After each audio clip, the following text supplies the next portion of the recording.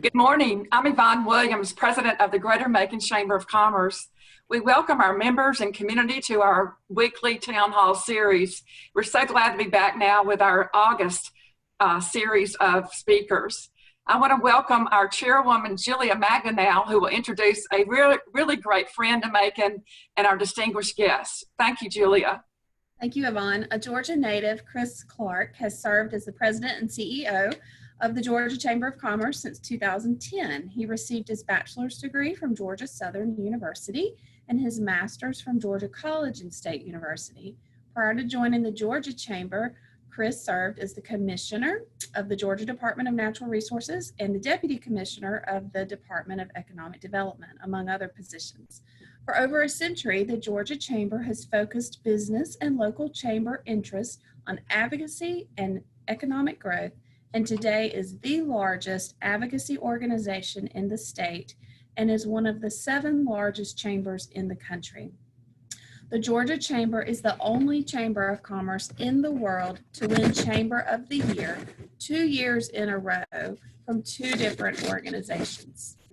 The Georgia Chamber represents almost 50,000 members in every county of the state with a diverse cross-section of 600 industry divisions. The Chamber focuses on advocacy for free enterprise, policy development, business and economic development, and political activity, and it runs a small business insurance plan through its Chamber Services Division.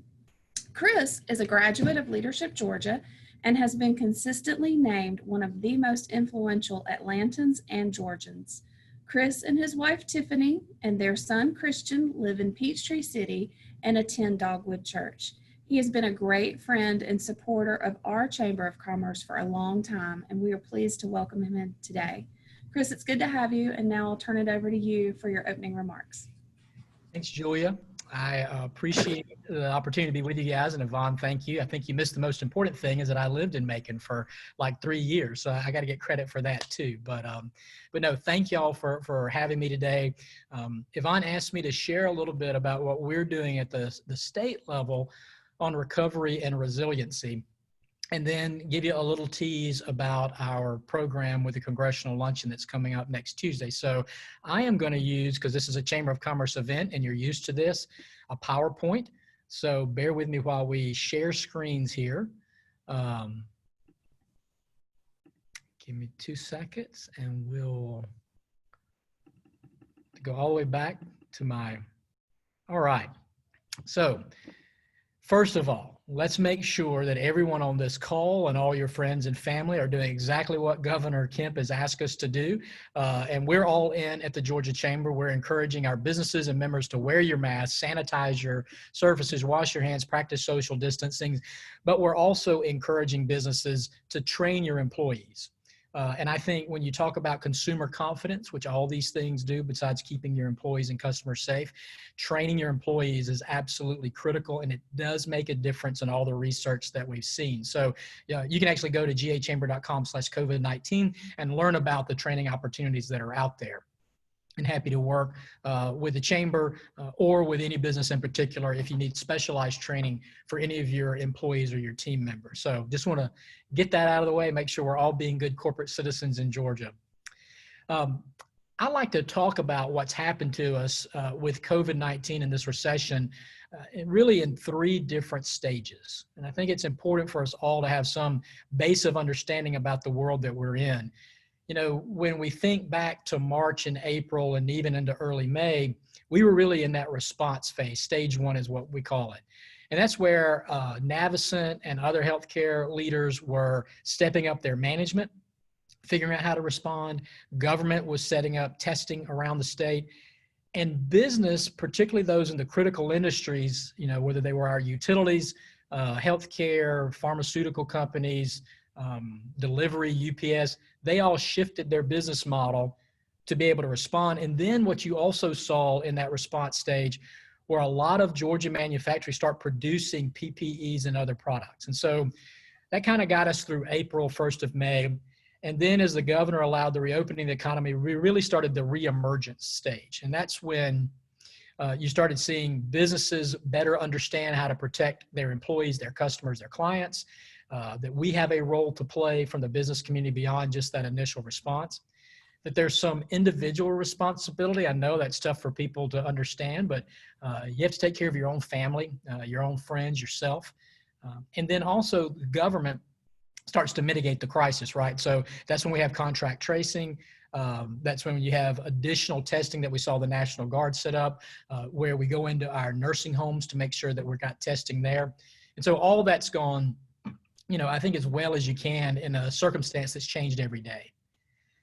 We're now about to enter into this reimagine phase. Yes, we're still reemerging, we're still responding, but now we're getting our feet up under us and we're starting to reimagine what the world looks like. Part of that is how society changes. I just did an event and being a good Southern boy, I couldn't hug anybody. And it felt odd and it felt wrong, but society has learned that bumping elbows is fine. Education. We talked to 3 of our university presidents earlier this week about how education's changed. We've talked to the state school superintendent about how our kids are going back to school, all the different models that are out there. We also have the government now starting to shift some of their focus, at least a little bit, on what the economic recovery looks like. And then obviously you see the emergence of an economy in Georgia and around the world that is post-COVID, and how that looks differently, how we address some issues. And so those are the 3 ways that I particularly look at what we're going through. Now, every industry's been impacted by this, but there are a couple of industries in particular I want to mention because I know they're important to Macon and Middle Georgia. Probably one of the industries hit the hardest is hospitality. In that first stage, we lost almost 50% of every hospitality job in America was gone. Those people laid off, and that first tranche of folks that applied for unemployment came from that area. Today, as we sit here kind of in that reemergence phase, 41% of hospitality CEOs around the world are telling us they don't know if they'll survive. And those that do are telling us this could be 2+ years for an economic recovery. And so particularly when you realize we're not being able to have live events, we're not having conventions anymore, we're changing how we fly, all of those things are going to impact the long-term recovery for hospitality. Yes, we saw some good numbers in June, but those numbers were pretty much wiped out by the end of July, and we don't think we're going to have great numbers in August for hospitality. Likewise, retail has just been devastated to an extent and then disrupted in another way. You had almost 250,000 U.S. temporary retail closures during March, April, May, and early June. Now, today, about 91% of Georgia retail companies have reopened. I hate to tell you, but those 9% that haven't probably won't. And if they do, it'll be a much different model than they've had before. But what this has done is it's expedited another trend that was happening in the economy already. We were already tracking the fact that we lost more retail companies last year than we had in the 3 previous years combined. The world of retail is changing every minute, and COVID has expedited it. And so by 2025, you can expect 100,000 fewer retail locations in America than you have today. And you're already seeing that with the announcements, whether it's Lord & Taylor or Nordstrom or Pier 1 or Victoria's Secrets or J. Crew, the bankruptcies and then the eventual closings of many stores or the restructuring of those companies. And so if you're in the retail space, it's going to be difficult and you've got a long road ahead, but I will tell you, you've got to think about how you disrupt the model. But retail has obviously been really hurt hard. As of today, what does the world look like? If you take up all the businesses in Georgia, 22% of our businesses haven't reopened. 24% of our restaurants are still closed, 20% of arts and entertainment, 40% of our bars, and 19% of our health and beauty stores are still closed today. The longer that those companies don't reopen, the more market share they're going to lose and the harder it is for them to be successful long term. So I worry, as I think you should worry locally, if you've got storefronts that haven't come back yet, if you can't get in there in the next few weeks to see what you can do to help them, it could be too late. Now, you're going to see other jobs created. We'll talk about that in a moment, but these are significant numbers. We didn't see anything like this in the last recession, which I worked for Governor Perdue as we moved through and then worked for the chamber. We weren't looking at numbers anywhere near this. And so I have almost a quarter of every restaurant in Georgia still closed today. It's cause for concern and alarm. So what do we do about it? Well, we've been advocating, and I know Yvonne has been a key part of our recovery and resiliency task force at the state level. But we're also part of a national effort that's formed with the U.S. Chamber and the other state chambers around the country to lobby at the federal level for the right type of legislation, but also to make sure that there's some continuity, that we can share best practices. Lord knows I've gone in and talked about what's worked and hasn't worked to so many states now I've lost track. But having a national strategy is part of what we're focused on. We've obviously got a state strategy that, as I mentioned, Yvonne and quite a few folks on the call today are probably part of that effort. We are working with Deloitte to bring forward legislation like we did in the 1 week session in June. We'll bring more legislation forward at the federal level and at the state level about what we need to recover. We'll talk about that in a moment. But the other piece that's critical is to have a local and regional effort as well, because each community in Georgia, each region is unique in its economy. And you're going to need things that refocuses those federal dollars coming into the Macon, to the city and the county. How are you going to use those dollars? And we're seeing some innovation out there in many communities. We're also seeing dollars that are sitting there that haven't been spent yet, that could be going to help small businesses get going. And so we'll talk a little bit about that in a moment too. So we think it needs those three efforts. It's critical. So what are we focused on? Well, I got two slides to kind of show you our thinking right now. We believe this post-COVID economy has got really four tent poles, if you will, four pillars. We're going to see growth in health and wellness. Without a doubt, we've all woken up now and understand that bringing pharmaceuticals back to the U.S. to be manufactured here, supporting our hospitals, prevention, PPEs, all these things are going to be part of our life. We know that biotech is going to grow by $4 trillion in the next few years. And so we think continued investment, focus at the local and state level on health and wellness type companies in that space are going to pay off well. Likewise, resiliency and sustainability, get used to hearing those words. Sustainability, I think you know what that means. It means being a good friend of the planet, being a good steward. We're seeing our utility companies, our Georgia Powers, our EMCs, our MEAGs reinvest in green power, build Plant Vogtle, thinking longer term about sustainability and how you use the products that we have. There's going to be a tremendous opportunity there. And likewise, companies now realize that one little virus can change our entire business model. And so we're going to spend a lot of time at the Chamber helping businesses become more resilient. Because let me just tell you, yes, COVID is going to be with us for a long time. It could flare up. It could impact your business again, but there's going to be something behind it. There's going to be something behind it. And something, as fast as the world changes, we need to be able to change and pivot as businesses. One of those areas that we spent a lot of time talking about before COVID was cyber. We're going to see a 70% investment increase in cyber security in the U.S. just because we know things change so quickly. And now with COVID and moving so much now online, work from home, Zooms, everything else, your cyber, how you protect your customers, your clients, and their data, it's going to be very important. Likewise, digital disruption is here to stay. We might be tired of Zoom calls, but you better get used to it. That's not going to change. Virtual learning, distance medicine, these are going to be just as common. We used to talk about them being 10-year horizon. Now you're going to look at them being 18-month horizons. I talked to a business the other day, and she had sold before COVID, she was doing maybe 2% online.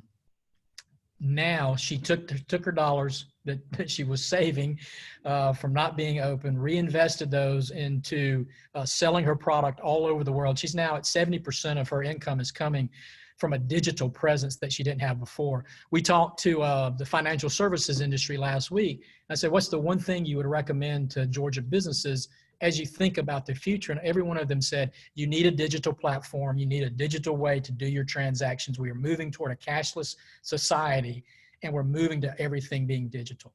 And you can see that, I think, most prevalently in what happens in retail. I told you about the retail closures. Well, At the same time we've had those closures, we've had a 21% increase in non-store retail in the last 6 months. So people are spending, they're spending online, and everything that we see out there, every economist that we talk to, that's going to continue. And so you should expect that. And I've said this before, if you're not disrupting your own business, somebody else is. And then the last phase, and I've mentioned this already, is this accelerated innovation. We were tracking a trend that was very clear, that by 2030, the United States was going to lose 39 million jobs to robotics, automation, and AI. 39 million jobs. Those are low-skill jobs. They were going to go. They weren't going to come back. The new jobs were to be created would be higher skill. Now, instead of that being a 10-year window, that's going to happen over the next 6 years. And so virtually half of every job opening in Georgia right now will not exist in just a couple of years. And so businesses are adopting, just like the small businesswoman I told you about a minute ago, they're looking at as a service, they're looking at platforms, they're looking at anything they can to innovate. And if you're not doing that, then you're being left behind. And so we really feel like those 4 areas are going to grow Georgia. And to make sure we're prepared for that, we believe the recovery is going to lay in these 6 foundation areas. Number 1, I've mentioned it, it's corporate resiliency.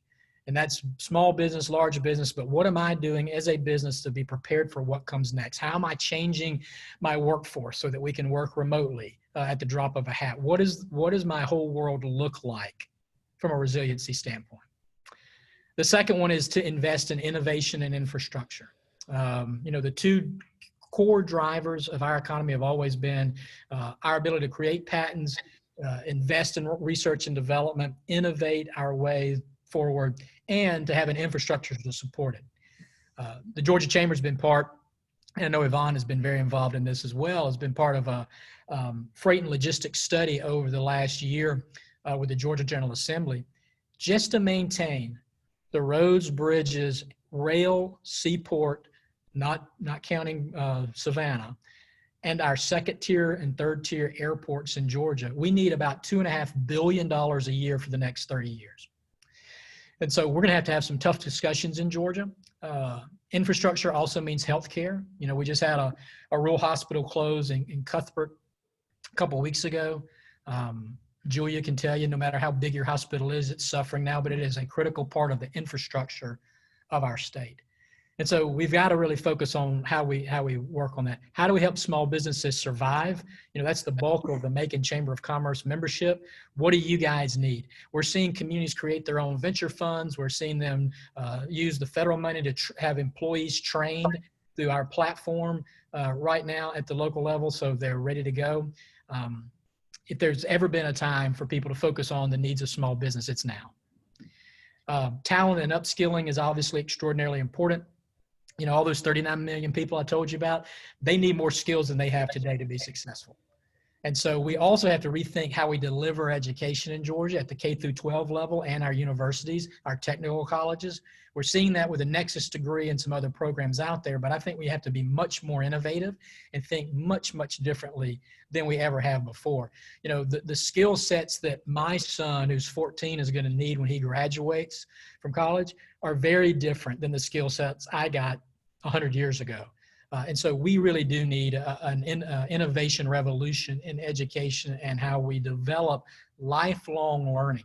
It used to be, right, I graduated from Georgia College, shout out to the Bobcats out there. I got my master's degree. I was as smart as I was ever going to be. I knew everything, and I never needed any more training. Well, what I learned when I got in my career was that about every, 5 to 10 years, I needed a certain certification. I think most of us were like that. Instead, what we're hearing today is you need new certifications every 6 months. And so that's how quickly the economy is changing. So that's critical. How we help our rural communities recover. I know Macon's not a rural community, but I grew up in rural South Georgia. We were just recovering from the last recession. It took us 10 years, but we were getting there. And now COVID has really hit our citizens, our residents, and our businesses much harder in rural Georgia. And so there needs to be more work there. And then lastly, we have to realize that there's an inequality of opportunity in the country, not just Georgia. And so we've believed and have promoted for years that there needs to be not just diversity, but inclusiveness, and we need to deal with economic mobility.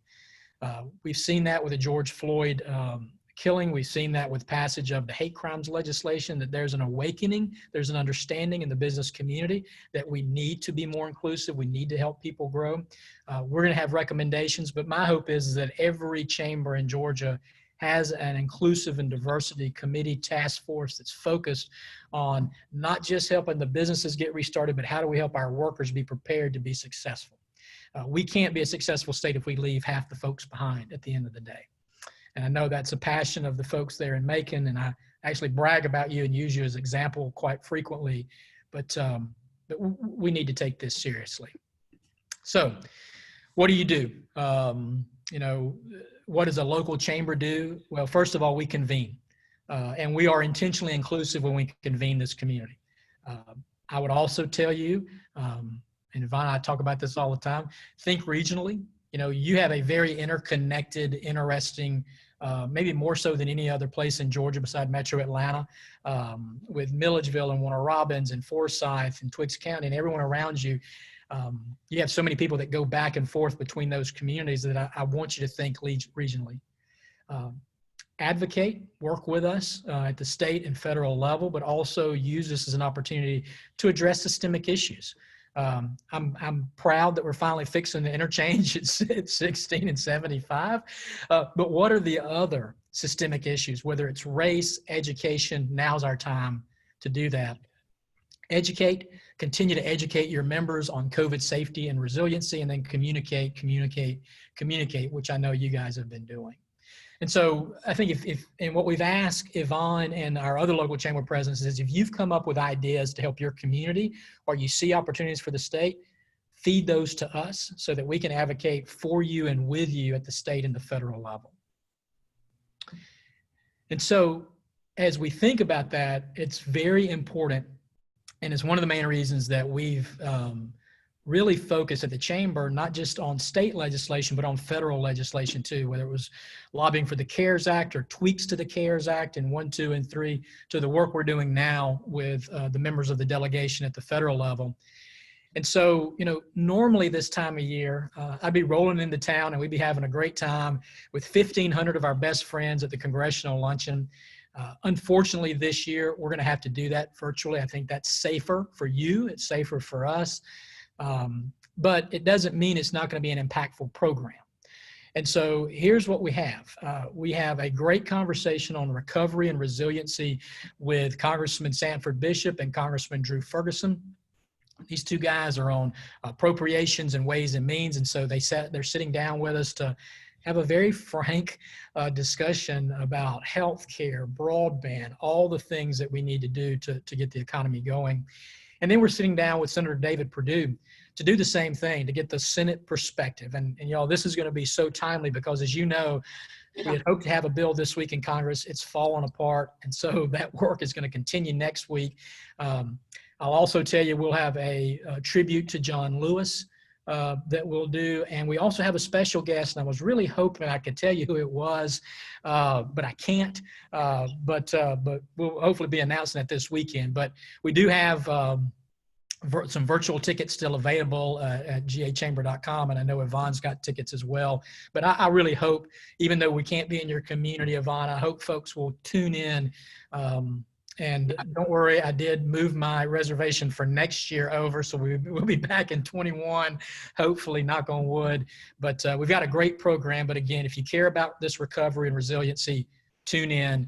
The last thing I'll mention to you, the 3 things that we've focused on, our resources, and all these are available at COVID-19. We have our town hall series. Governor Kemp was on with us this week giving updates. We have our webinar series that we continued to do, and then our roundtable series. But I'd encourage you just to tune into all of those, listen to what's going on, but also share with us and let us know how we can help you. So, Miss Yvonne, I'm going to stop sharing. Yes, that is a fabulous presentation, and just on the mark for what we have on our minds here, and make a wonderful way that we're engaging with the Georgia Chamber, and the Georgia Chamber has taken an absolute lead in these thought processes that really need to be provoked in the courses of action. So I just want to share a few minutes with you, Chris, on some of your perspectives. You know, this bill in Congress is very frustrating. We've had chambers being left out for every one of the stimulus packages for 501c6 funding. And now we're hearing we are included in the bill, but there seems to be a timeline that's going to be lengthy. And many of our chambers have been waiting to see if we could hold off of getting the funding so that we could relieve some of our own operations in terms of recovery. Do you have any kind of inside information about where they think they may have a compromise or what timeline might be realistic? Will we hear that from David Perdue and those next week? Well, gosh, I hope so, Ivana. I really do. We know that the House have passed, their bill. Republicans have a bill. The president is now negotiating with Pelosi. We know that McConnell and Pelosi met today to talk more about it and negotiate some fine points. We understand that they agree on probably 80% of this, 20% still up in the air. The 501c6 thing, which we've been lobbying just as you have been, looks promising.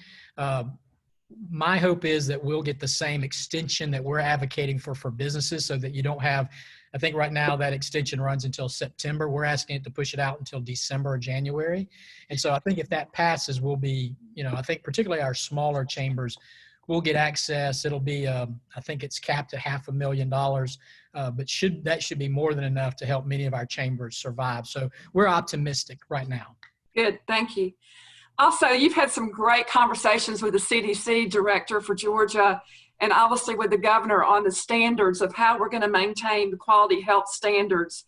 What would be your thoughts back to the businesses here in Macon that we continue to do even at a higher level as we go through these hot spots, as hospitals have to rely on PPE equipment, and really how to protect our Georgia economy as we think about other conditions we need to be considering? Yeah, Governor Kemp made a great point this week on our virtual call. He said, listen, it's about protecting lives and livelihoods at this point. They go together. They're part of the same package. And so he asked us again and again, do those 4 things for 4 weeks. Might ask us to do them for a few more weeks, I think probably through Labor Day. But wear a mask, wear a mask, wear a mask, wear a mask, wear a mask. I can't stress enough. I mean, I'm walking around here with mine, it does make a difference. It's not a political statement. Republicans say wear a mask, Democrats say wear a mask. You don't need a mandate to do it. I do appreciate the businesses that have said we're going to require people and we're going to provide them. And so I think that social distance, and just realize that I don't care what your business does, you're now in the business of health and wellness. If you don't protect your employees, your customers, your clients, your suppliers, then you will lose market share and you won't be here. And so it's such common sense right now. The resources are out there. One of the things too, Ivana, I should have mentioned before, the governor did sign an important bill this week that does give some protections from liability. We were worried, and we're seeing frivolous lawsuits against businesses and institutions for COVID. Governor signed that bill. You can go to our website again and download exactly the language that you need to be printed out and how you have to have it printed out and to put it in your window. And so businesses have to do that, but that's another layer of protection that's out there that I think is important to take advantage of. Are you seeing any things that could be adopted to help the hospitality industry? I mean, obviously Macon's got wonderful cultural assets, the music, the film. Are there things that we can be doing to help support new innovation with bringing those back to their, operations and with their recovery? Yvonne, it's all about consumer confidence.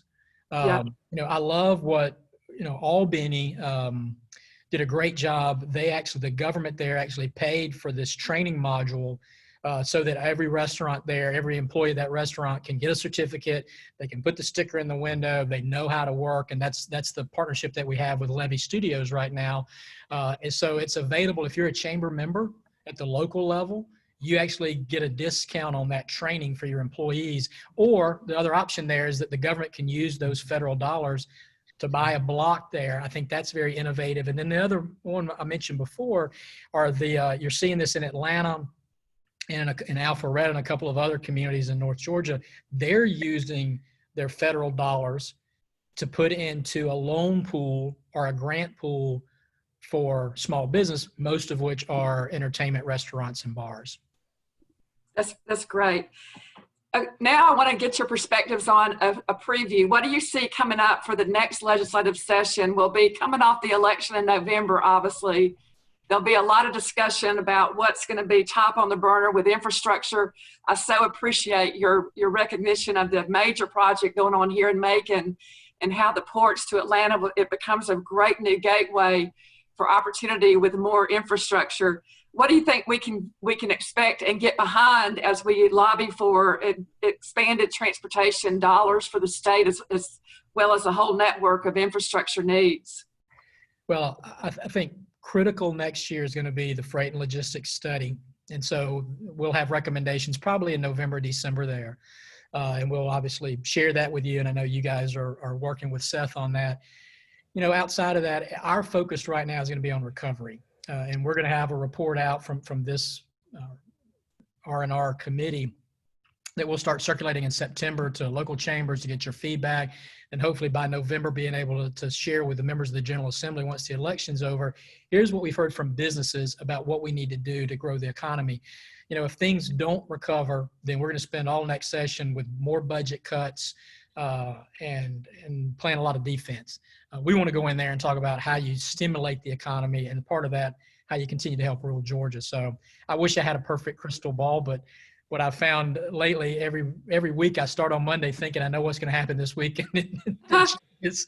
And so, but just know we will have a plan that we'll take the General Assembly. We are working with the governor, the speaker, lieutenant governor, and we'll share that with you once we get a little closer and we see what the world looks like. I think primarily after Labor Day, we'll start having a better feel for what the virus is going to do, what the pandemic looks like. And then finally, we had some great announcements this week from the governor on expanded jobs and capital investment all through the state. What trends are you seeing that we can be hopeful for as Georgia continues to be a #1 state for advancing jobs and investment? Yeah, I mean, we've really, Governor and I were joking about this, despite the fact the economy, I mean, you've had the largest decrease in national GDP since the Great Depression. But despite that, our friends, Pat Wilson, the Commissioner of Economic Development, his team, they've got a pipeline that's strong. Pat braved travel last week so he could go sell Georgia in Europe, which I appreciate, and we're indebted for him for risking life and limb to do that. But yeah, we've had more announcements in the last few weeks, 3,000 jobs this week alone, 3,000 jobs just this week. And those jobs are all over the state. So we do have a good pipeline, but I think those 4 areas I mentioned before are going to really drive the economy. And it's our job as chambers to make sure that the quality of life is there, the infrastructure is there, the talent and healthcare is there, so that those guys can continue to recruit. So I think it bodes well that we're a diversified economy as a state, and we'll be able to rebound out of this, I think, much more rapidly than, Alabama or Mississippi or Tennessee or Kentucky or some of our friends are, just because that pipeline that our economic development team has built over the last decade. Well, thank you, Chris. That means that our communities need to be connected, engaged, and more do we need a great Chamber of Commerce and a state chamber under your leadership. We're very appreciative of those connections and what's happening to make us become resilient and to really help us re-emerge as a strong center for the state. I want to say to our members, there's a few things that you can do immediately to help Macon become very strong in our initiatives to be connected, support our community, and grow our economy. First of all, we have an election next Tuesday. I ask you to vote. The vote day will be August the 11th. And we also will be ending early voting today. We want to have a very strong progressive city going forward. Second, I would like for everybody to adopt wearing masks. Mask, as Chris has related, is the #1 priority for our state as we manage through the COVID environment and as we become more resilient towards our healthcare support. So please mask up, Macon, and wear your mask. And then finally, we do have the census vote going on, and Macon needs to step up with more of the census engagement. So please be counted and do it immediately so that we can reach the deadline by September. We really thank you for being with us today. A most timely and informative program. We're looking forward to the congressional luncheon next week with high-level expectations for good news and good reports. And also, we're looking forward to next week with Seth Milligan, our great friend with Georgians for Better Transportation, as he brings the updates on logistics and freight and the things that Chris pointed out that will be very important to our legislative agenda going forward. So thank you for being with us. We'll see you next week. Thank you, Chris. Thanks, Yvonne. Take care. You too. Blessings to your family. Thank you. You too.